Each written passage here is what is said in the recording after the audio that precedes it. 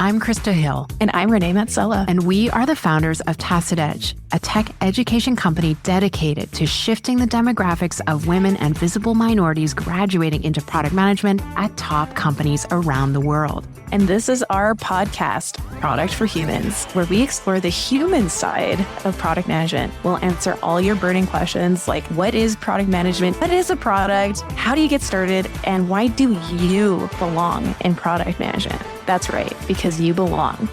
We hope you enjoy the show. Hey, we are live. Hello and welcome everybody to the Products for Humans podcast here. We are joined by Kelly. Yes! I feel like that's happy to be here. Oh my gosh, we are so happy to be here. And of course, Christa. Hello, Christa. Hello, everyone. So great to be here. So good to see you again, Kelly. It's been a long time. Yeah. So for folks who are joining us, Kelly was one of our first graduates from our applied product management program. And she has had the most incredible career. So this is all about Kelly's journey, how she went from interior design to all the way to Microsoft. So if you have questions for Kelly, please add them. We'll try to get them answered, and we have some questions as well for Kelly. But please, Kelly, thank you. Thank you for being here. No, I'm so honored to be asked to be on here, actually. Yeah, and it's so great to see you two again. Oh, it's a dream. Well, it's so funny because we all met online and hadn't met in person until like recently, which is wild. Yeah. And so, Kelly, do you mind, for the folks online who don't know you, do you mind giving just a quick intro about who you are before we dive really deep into your whole career pathway? Yeah, definitely. So my name is Kelly Medeiros. I am a technical program manager for trust and safety with Xbox. I started my transition into tech late in 2020. And before that, I was an interior decorator for about 15 years. I'm based out of Calgary. And I'm really looking forward to the spring if it ever gets here. Oh my gosh, I hear you. It'll. This is this time of year for folks who are in Calgary. We joke that this is when winter and summer really just like battle it out. We don't really get spring weather. No. Well, Kelly, thank you. I mean, okay, so Xbox. Yeah. How cool is it to work with Xbox? So it's really, really interesting. I am not a gamer. So it is like I am constantly learning all sorts of new lingo and new games. I am my niece and nephew's favorite person that can't get them any inside hookups because I have no idea how to use them. So it's actually pretty hilarious. Yeah. But it's a really, really cool environment to work in. Yeah. So a lot of what we do, so being in trust and safety, I actually work on the moderation software. So that's the software that keeps the game safe for various communities. So we make sure that like kids that are on, chats and things like that, that they're not being bullied. We're watching kind of like the language that's being used. So the biggest thing and the thing that keeps my heart nice and warm is like, we are keeping it safe for kids, which is really great. That is incredible. I think we all know anyone who's spent any time online playing games and listening in. I don't play games, so I've listened in to some people play, and you're just like, how is happening? Some of the terrible things that people say and some of the bullying, honestly, that happens in these games. So you're overseeing and working with folks to basically minimize that. Incredible. So, okay. So I am like blown away that we can do this here in Calgary. So people often are like, oh, is Calgary a good place for tech? Can I get really cool jobs here? And I guess the answer is yes. But then in your eyes, Kelly, what do you see in the Calgary tech scene for cool jobs? Yeah, I mean, I must admit, like, I'm very kind of like focused on Microsoft. It's kind of like all consuming, but I do know that there's quite a few opportunities in Calgary right now. And there's always new stuff popping up, which is really exciting. It's a great startup culture. All the stuff that's happening at Platform, I know that I've been participating in a few things. I think it was like last November, we went to like Startup 101 and all the seminars there, just like great resources. Oh, yeah. God. And here we go. Monica's saying, definitely not jealous of Yeah, Christa, I think your daughter Violet might be kind of jealous. Yeah, I think so too. Especially with a combination of interior design and tech. I feel like in this household, that is just the perfect combination of like all the things that make our world go around here right now. Yeah. Well, yeah. And speaking of like your background in interior design, we celebrate all the weird and wonderful ways that people end up in technology and in product management. So before this, you said you were an interior designer. Tell us a bit about your career before you landed with Xbox. Yeah, it's pretty funny. So I was in interior decorating for 15 years. So I was actually the merchandising manager for Lazy Boy Calgary for about 14 of those years.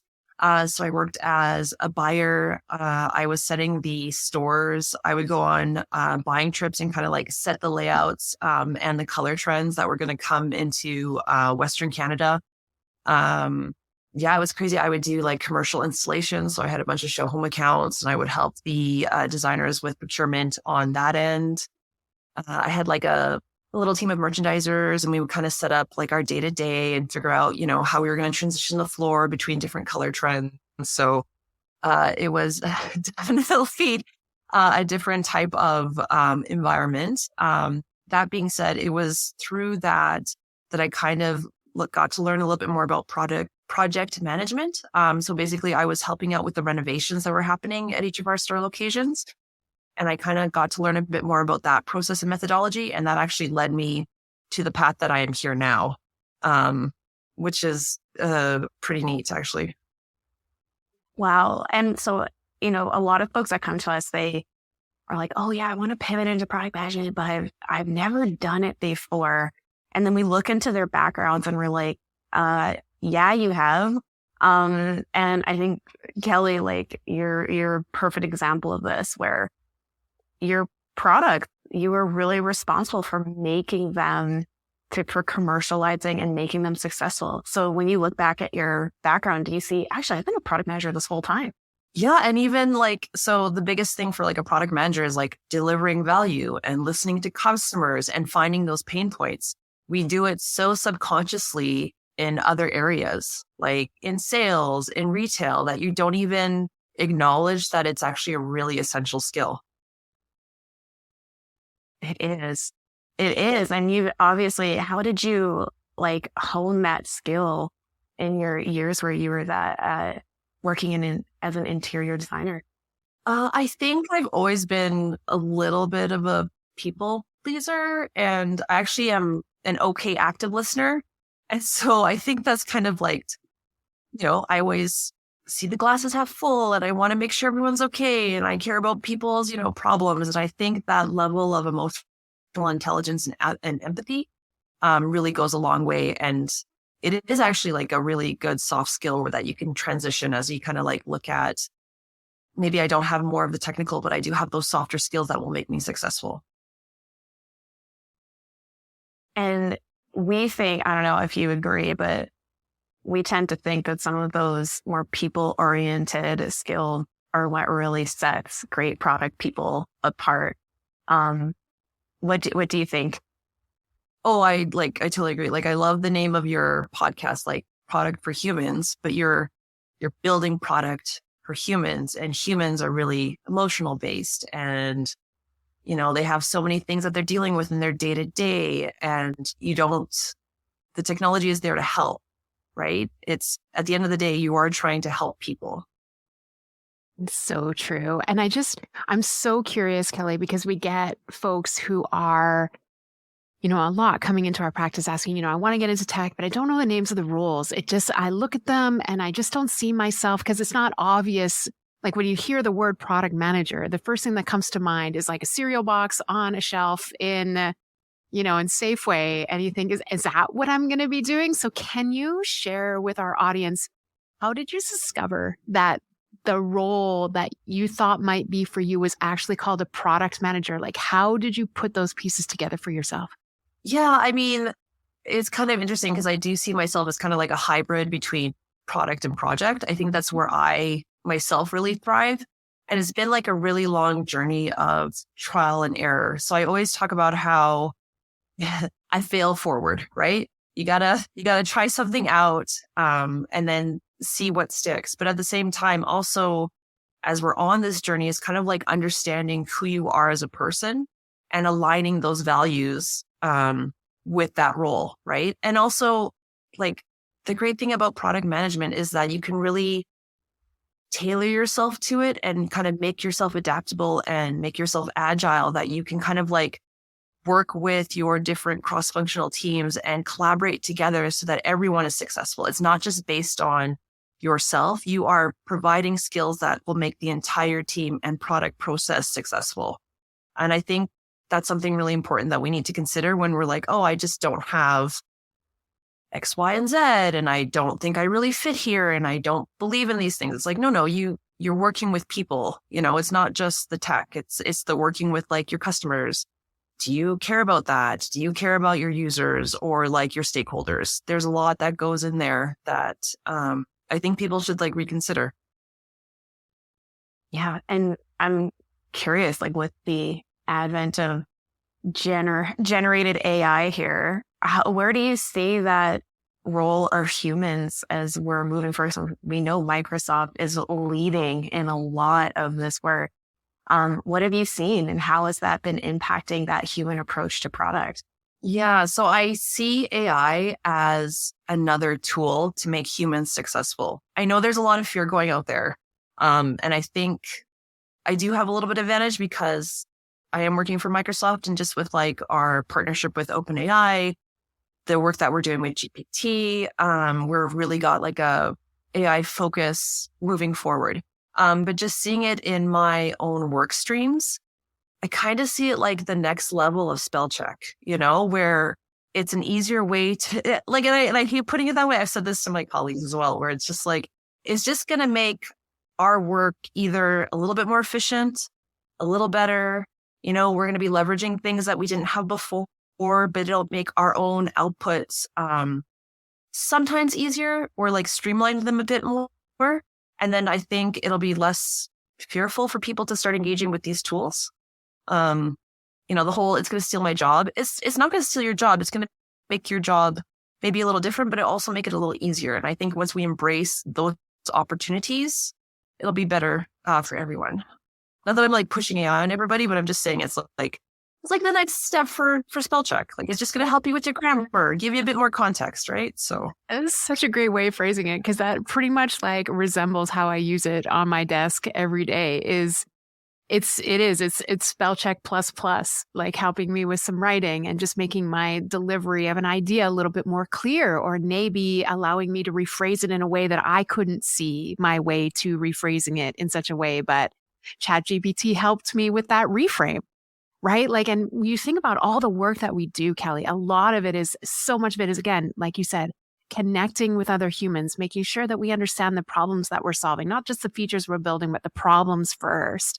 And how many different ways might we articulate a problem so that the room is coming along for us, along for the ride? And I agree with you. I think these AI tools just really help us with positioning, and not to replace the research, right? But to help us just get like one more lens that might appeal to like someone with a different perspective, that we can also get them to come along on this journey with us. I think that's such a great way of thinking about it.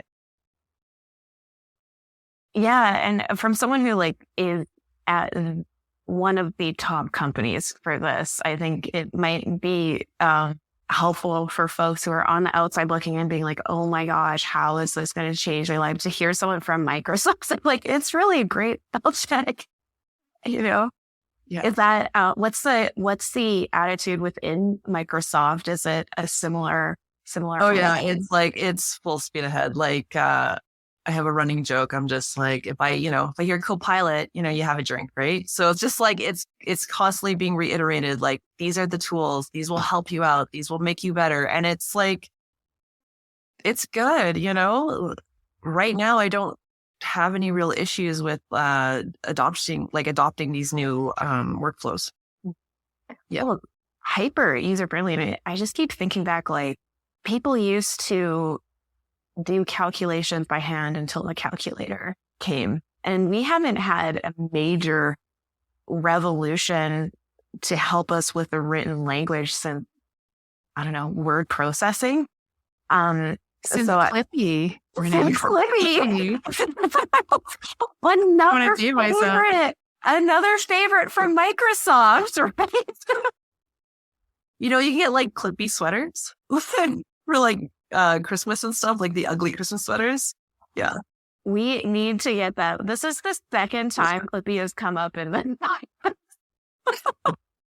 I think Christa is a big fan of Clippy. I just remember trying to get rid of him on the screen. That's my one memory of Clippy, is trying to get him to go away, on the screen. Not so much using it, but how to disable the tool. And it's just so funny. It's just such a point in time, that's really nostalgic around like us sitting at home on computers, on dial-up, and look how far we've come. And you think about all those early products, and like something like Clippy would have been a very user-centric concept, that they would have come up with an icon, something that was approachable and not intimidating, get you to engage with him. I mean, you couldn't get rid of him, right?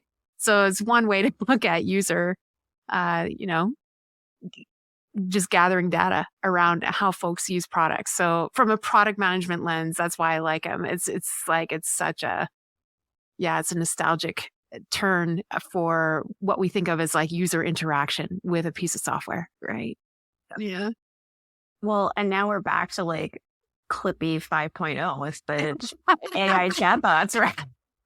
Yeah. With better colors, much better colors. Yes, better colors, slightly better answers that are going to be improving exponentially. We know. Okay, so on that, so I want to learn a bit more about your journey. So you're working in literally the forefront of technology, which is just incredible. But, let's rewind back to 2020. And when you mentioned you were ready for a career change, how did you know that you were ready for that career change? So I really became disillusioned with my career, and I hate admitting this, but like around year 7, I was kind of like, oh, this isn't feeling so great. And I'm not really growing, and I'm not really learning a lot. And this industry feels a bit stifled, but I think I was too scared to kind of like move on. So like all great love stories, COVID happens, and then you're kind of forced into it because you lose everything. You lose your job, your life falls apart, and you're kind of like sitting in the shambles of what you used to know, and you're kind of like, okay, time to get into action on something. So I spent part of, COVID, I guess 2020, kind of like in my own misery. But by the end of the year, I really had a really good look and sit down with myself, with my life, with my personal and professional career, kind of taking like a retrospective and kind of thinking about what worked, what didn't work. What was I really unhappy about my career? Like, was it the industry? Was it the fact that I wasn't learning? I wasn't growing? I felt like I was around people that didn't appreciate my ideas, right? So I made a commitment to myself at almost 40 to basically just start over. So the first thing that I did was educate myself. So I'm like, okay, I want to see where this goes. What are the opportunities for me? So I did a bunch of research, and SAIT was, I think this was the first cohort they were offering for their digital transformations. So I signed up as quickly as I could. I'm like, okay, this is like step 1. From here, I can kind of like reevaluate where I'm going. So I took a data analyst course. Wasn't for me. for a lot of people, it's not for me. But from that, I found out about product management. And actually, that's how through the career counseling that they had, I found out about the Tacit Edge first cohort program. And I oh my gosh, I made so many calls to make sure that I was first on the list and I was able to get into the program as quickly as I could and learn as much as I could about it. And yeah, that really transitioned things for me, especially with the mentorship that you provided in that course. It was huge. Oh my gosh. We are so happy you found us because you're truly a natural. Yeah. I mean, the course material I instantly gravitated to. The format was great, but it was when we started kind of integrating with the, because I think we did the VR project and you're kind of developing it with the teams, you're working with the customers, you're getting that feedback. That's when it was okay, this is really clicking for me. This actually feels really good. I can see a lot of my skills excelling in here. I loved working with the teams, even just doing the stand-ups and setting the goals. And because we practiced a little bit of Scrum, it was fantastic. Yeah. Wow. I can't believe it. It's first cohort. My mind's kind of blown because of what this is. Because I remember us launching at that time, and I love how you did a product management activity to do a retrospective on yourself to figure out the problems that you have. And the first barrier, which is always product prioritization 101. What is the biggest thing that's getting in the way of me taking my next step? Education. Yeah. Okay. So you literally did a product management activity to get into product management. And then what I loved about that cohort too is that, the partnership with Red Iron Labs and us creating those VR products with product management students. So you could get hands-on and just fall in love with it, hands-on. And can you tell us then from that point, you have the hands-on experience, it's really clicking, you're loving it. What about that did you take into your interview when you left? Yeah, so with that, I also decided to get more certifications. So from there, I also did, on your recommendation, the product owner certification from Scrum. And then through that program, I did a ton of networking. So basically I joined every social tech transition group I could. I was so vocal to everybody I met, this is what I want to do. This is where I want to go. And it was actually, that's how I landed my first interview, was actually talking to a friend during a run. And she had a friend in a position that they were kind of searching out people, and she connected us. And from there, I still remember the mentorship, the program, not the program, but the mentoring that you provided, because I had to I sought you out right before my interview and just being I need help. I don't know what I'm doing. So, getting prepped for that interview process, and even, recognizing that the projects that I had worked on in the course and the volunteering that I had done could go towards my resume and could show that I was, showcasing these skills and could, execute on these requirements. So that was huge. Yeah. I'm so glad that you realize that, I actually do have all of this. We've seen that with so many students where they're but I haven't actually done it. We're yeah, you have. This is as real as it gets. So can you tell us a bit about that VR project that you worked on and then were able to take into an interview? Yeah. So with Red Labs, we were working with Fred, and I believe we were doing the virtual kitchen. Yeah. Yeah. Yeah.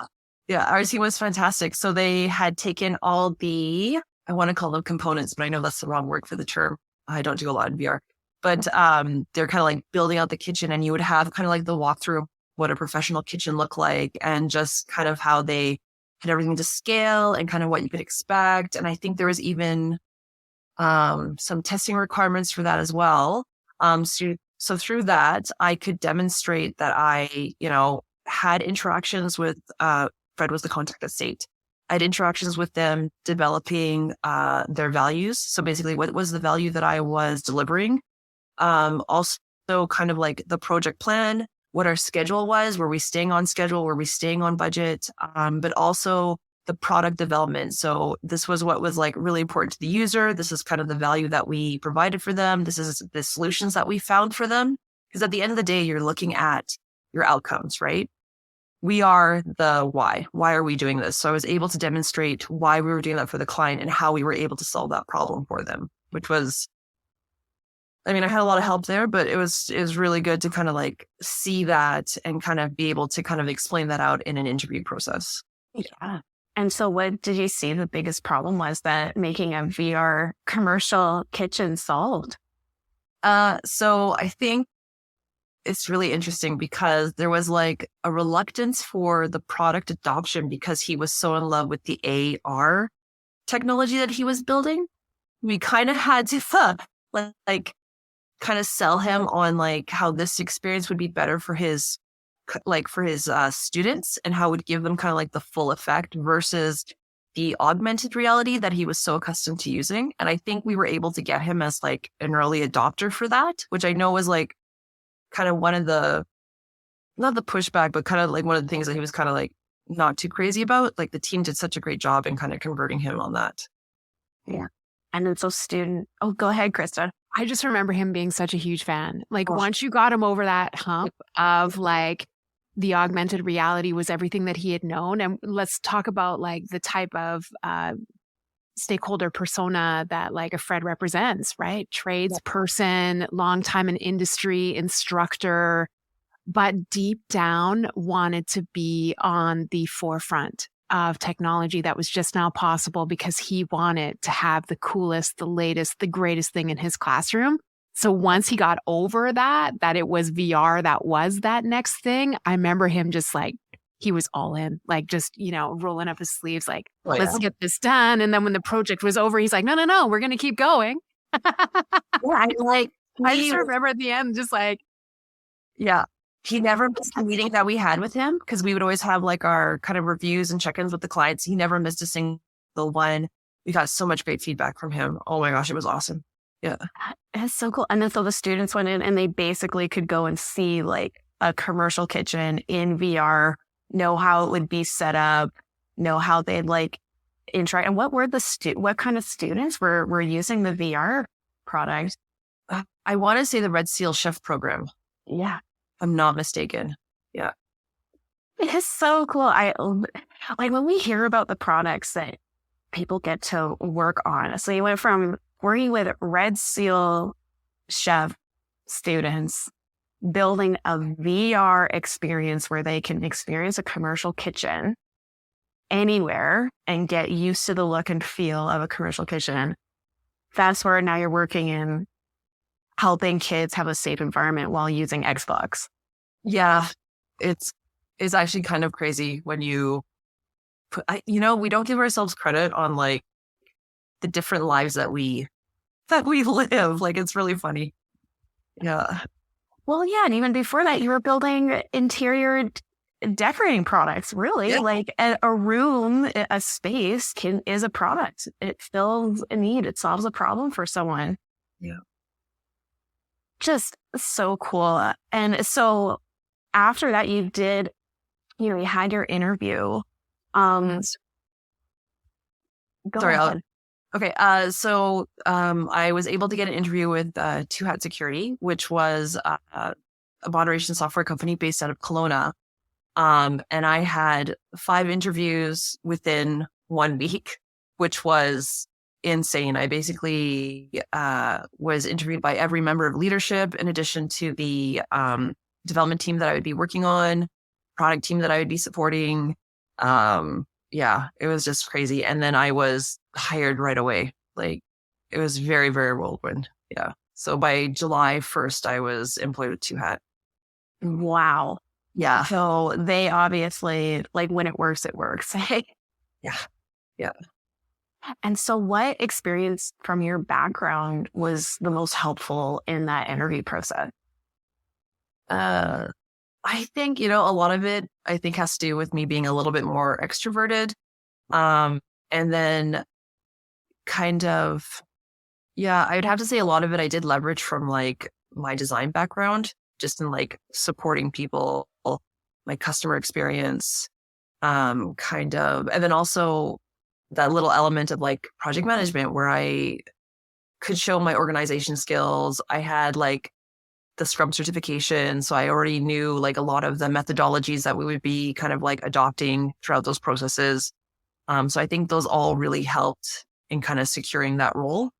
I don't know if it's like, it's hard to say because I don't know if that was like one specific area or one specific thing, but I just was really determined to kind of prove myself and just, I'm really like willing to learn. I understand that I'm really new at this and I understand that I'm really green, but I'm taking all these courses and I'm super eager. And I remember one interview that I had with like the VP of engineering, and he was like really, he even laughed at this today, and he was like really tough on the interview. And I was just like, it's okay. Like I will dedicate myself to this job, and I don't have a life and I don't have a boyfriend. I don't have kids. And like, I will live to hat. Like I just, I know I can do this. Like I believe in myself and I think I can do this. And yeah, we still laugh about that today. And it's just like, oh man, the things you do to get to that next level. Oh my gosh. So, but here we are. Sometimes you gotta do it. Sometimes you gotta beg for a job, but that's okay. Well, absolutely. And that's it. Like we love just hearing these stories because it's a little bit different for everyone. But what we see run throughout with every story is people who value the experience they already have and know that they are valuable and see that it's applicable. The folks that put themselves out there to get education, to fill those gaps that they maybe don't have. And then the ones who are just like, I'm willing to go for it, do the networking, talk to the people. Really, it is hard. It's hard. Can you tell us a little bit about that journey and what kept you going?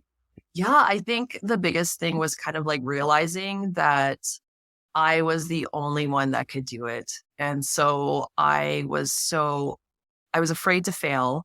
And if I failed, I didn't have a backup. And so I was like, okay, I've got to put 110, 150% into this. Like, I really feel like this will be really good long-term for me. I really think that like, it's a place that I would really fit in and I'd really excel in. So overcoming fear is like number one, because it's not just like the systems and the people around you that you think will cause you to fail. It's actually yourself and your lack of self-belief.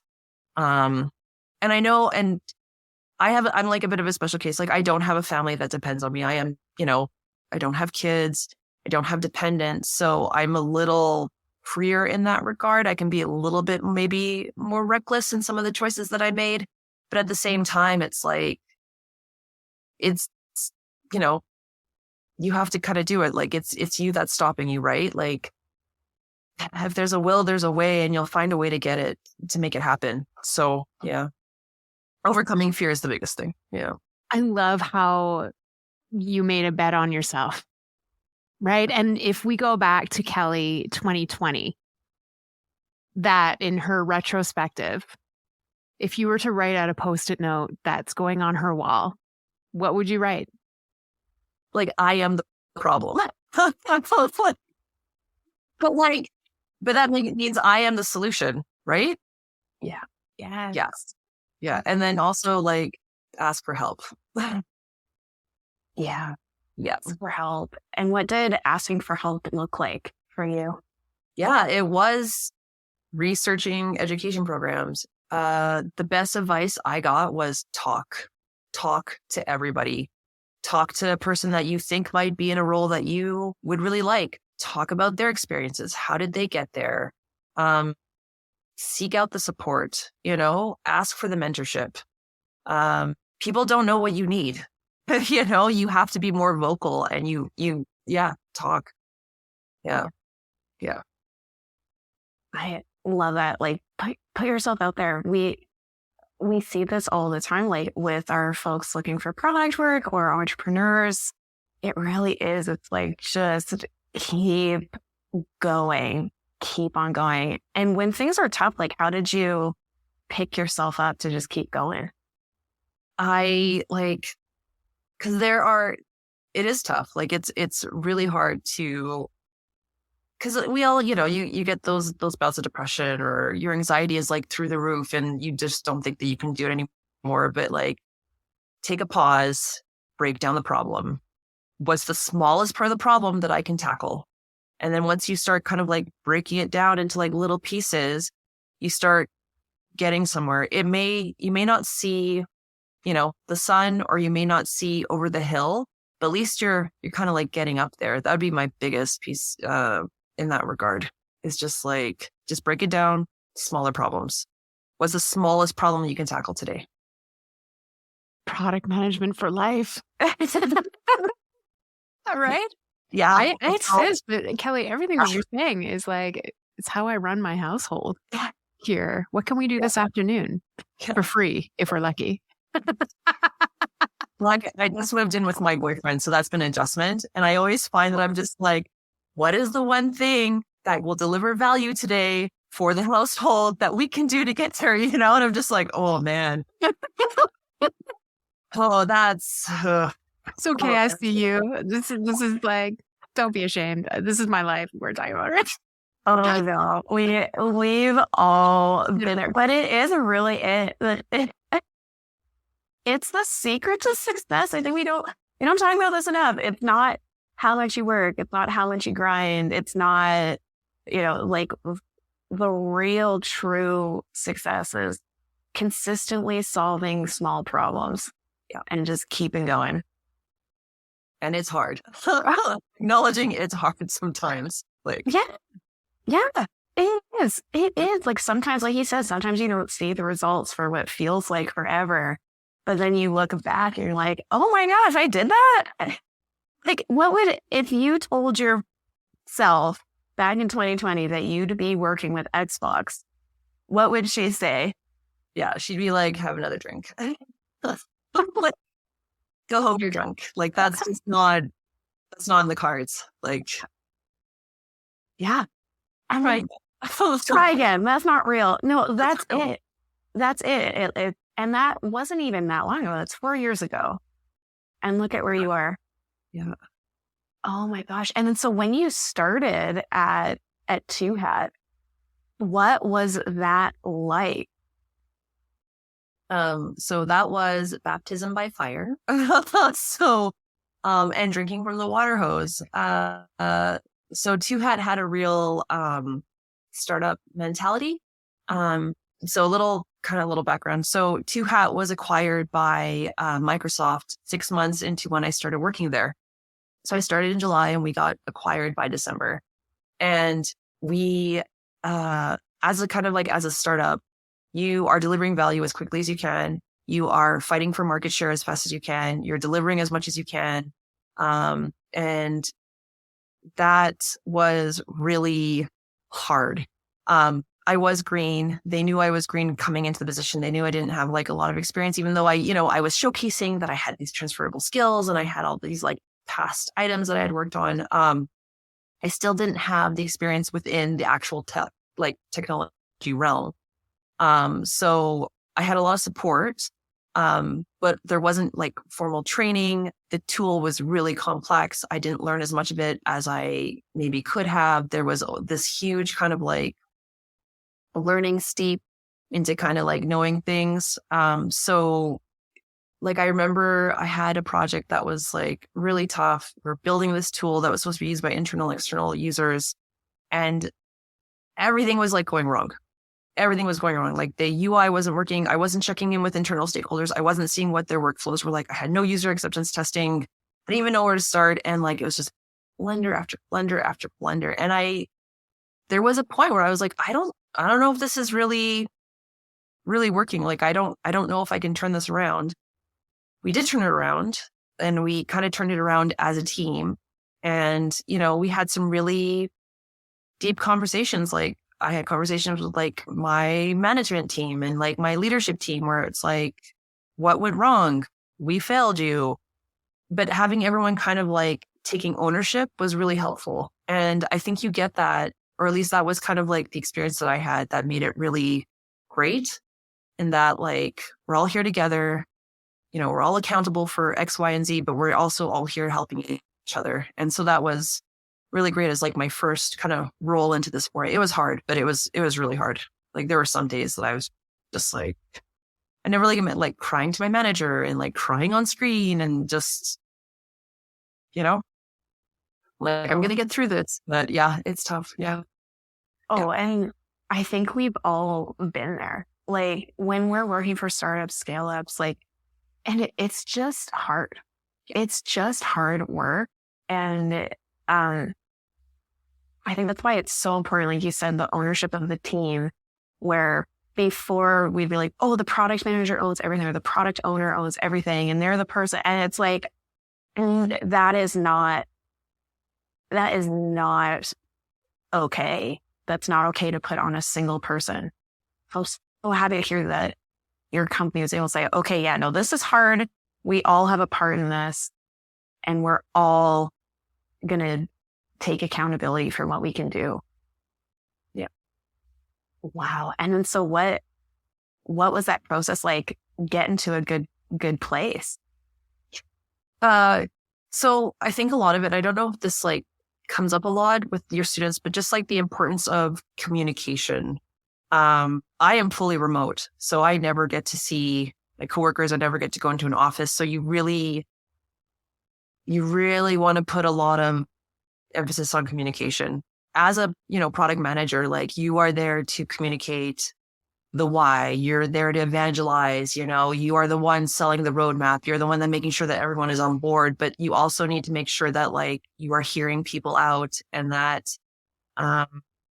if things are coming up, you have like a quick way to pivot and kind of like put out those fires with what you're developing, right? Or what you think should be happening, or what your vision is, may not be the case. And yeah, I think communication is the biggest thing, especially when like everything is going south. It's like, well, if we had a call, would have prevented this last week? If we had more touch-ins, if we had more syncs. I know we always kind of like emphasize on like keys on the board and making sure that like people are able to kind of like, write as much code as they can, but like it's the communicating, it's the kind of like acknowledging of like, this happened. Let's kind of like look into how this happened and how we can make it better without like the blame game or like creating that toxic environment. And like, there's so many, nuances and things with like dealing with people, right? It's not, especially when things go wrong. Like everyone wants to celebrate when things go right, but it's actually like when things are falling apart that you learn the most, which is I was just going to say that, like, that is the growth, right? It's almost as terrible as an experience as that would have been to get those knocks back, like time and time and time again, like just one after the other, after the other, after the other. It's almost like 2 years worth of like growth and development happening in a very short space of time. And if you were to think about like the key takeaway being communication, like the touch points, we talk just as much and we align like over and over and over again. Yes, totally. Hands on the keyboard for sure, but for the right reasons and for the thing that we know for sure we're going after, right? There's such a balance point there. It's such a great message to share. Thank you. Because I know it's not easy to come on a podcast and say like, this was up and like, it was hard and it was, because we are in the room, our confidence is currency for so many people, right? We're supporting the confidence almost of others in some cases, right? Having them see themselves in a way that we see them as so capable and we can get through this. You can do this even when there's so much doubt in the room. Right? I can't imagine what that would have been like, especially so early days in your career too, to be facing that. It's such a testament to your grittiness, Kelly. Like, bravo. Yeah. But I do see that as like all those learnings, those are huge wins. Like I never would have gotten that without that experience. Yeah. And so now like what's something you're really proud of that you've accomplished in your new career? Oh man. Yeah, I guess like this sounds, I don't know if this is the best way to put it, but like I really am like proud of like my processes now. I know that sounds awful, but it's just like I feel like I can properly support people and have things in place as like safety nets so that we don't have these situations again. I know it's like, oh, it's not just like this product that I'm building, or, we were able to get this feature out in like X amount of time and now it's on the market. It's kind of like I'm working with these people and we're building these things together and we're making a difference and we're doing it like in a really good way that people don't have to work overtime or things aren't on fire and we're not dealing with like risks every 5 minutes that people can't sleep. Like I feel like it's those processes that I'm really happy about. I don't know, kind of like a way to think of it. Well, you should be, because that shows you've gone through the challenge where we see this all the time. It's like there's a point where you know almost nothing, and it's really hard. Like when we're starting to build new products, when we're starting to explore new markets, we don't know what we don't know, and we're slow, and we're working with new people and new processes, new challenges, new technology. And now you're on the other side of that where people can really do their best work in a safe environment. So I think it's worth being proud of. And on that, sorry, say that again, Kelly? Like I'm such a nerd.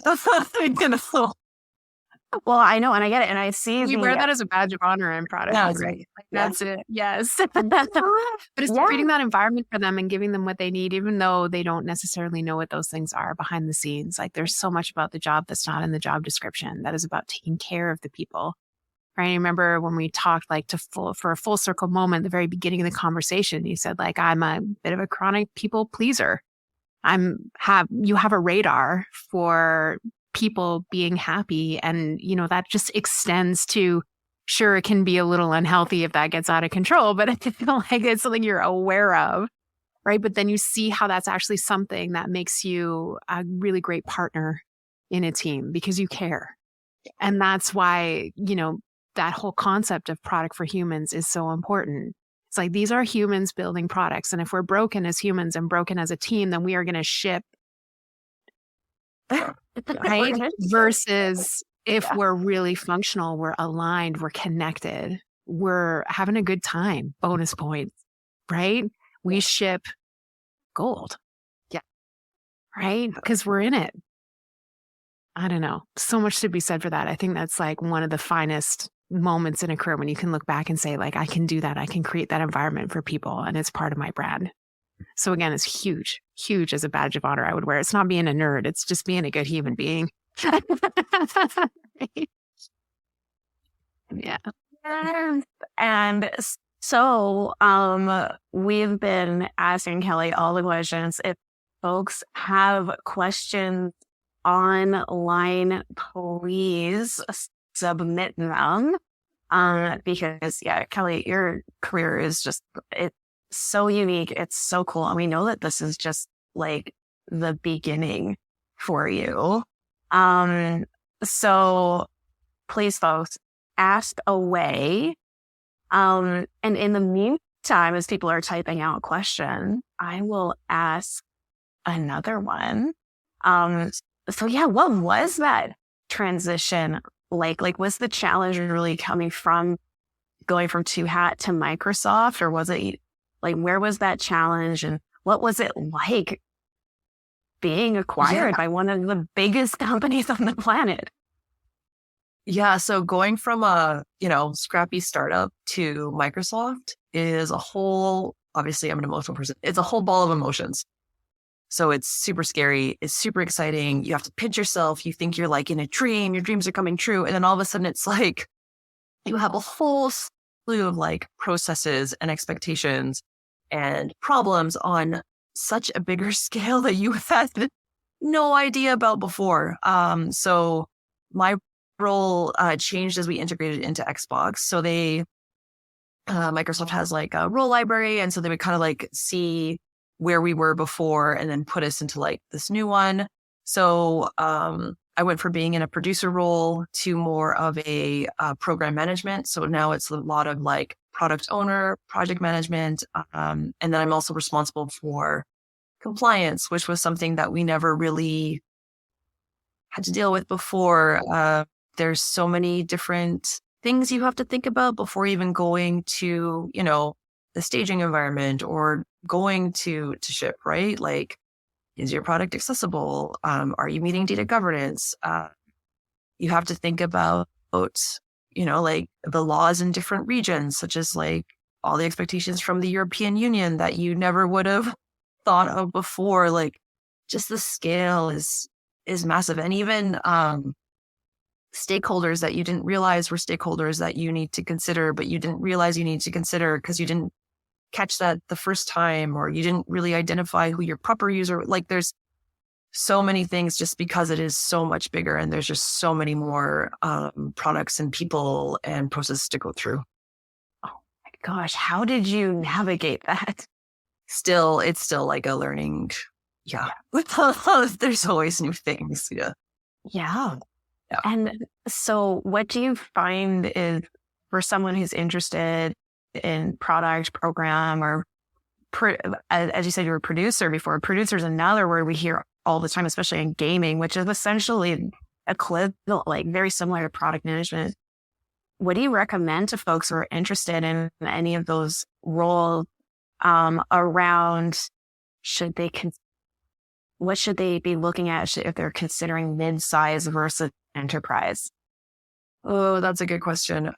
So basically, how much work do you like doing is the first thing. So do you want to be, and how fast paced do you want to work in a way, right? So things go a lot slower in Microsoft because you have a few more hurdles to get to ship, right? But with a startup or with like a smaller enterprise, you'd be iterating faster. You're working a lot harder to deliver value at a quicker pace. You're looking to get those outcomes sooner than later.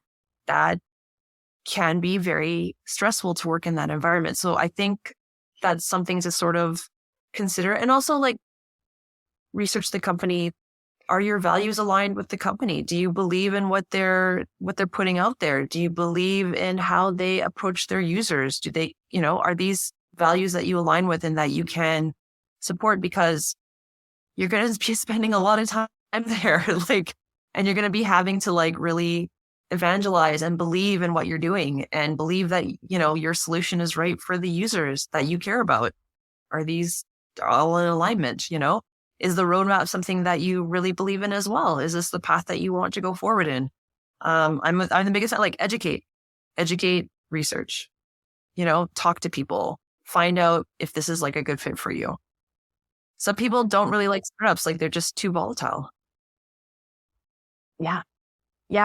We hear you. We see it, startups, they can, lose funding, they can run out of runway, but you have so much ownership, you're doing so much. But versus enterprise, like you said, the stakeholder, people management becomes a whole other ball game.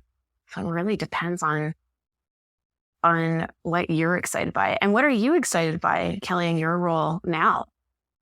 Yeah, I think a lot of it is work, I'm very people oriented, which is kind of good. But a lot of it is kind of finding those solutions, working with my team, we're kind of on the precipice of some new changes to our product. And that's really exciting, kind of seeing where we're taking, our legacy tech stack and where we can evolve it and all the new kind of things that we can build. It's changing rapidly so quickly. It's sometimes really hard to keep up with the innovation, but that in itself is really exciting, just to see kind of where we're going to be in a couple months and these new experiments that we're doing, what is that going to prove out? So things like that, the constant learning is very exciting and kind of gets me up in the morning. And so what does experiment, because we talk about experimentation in product, how that is how you build great product. What does experimentation look like at a company the size of Microsoft?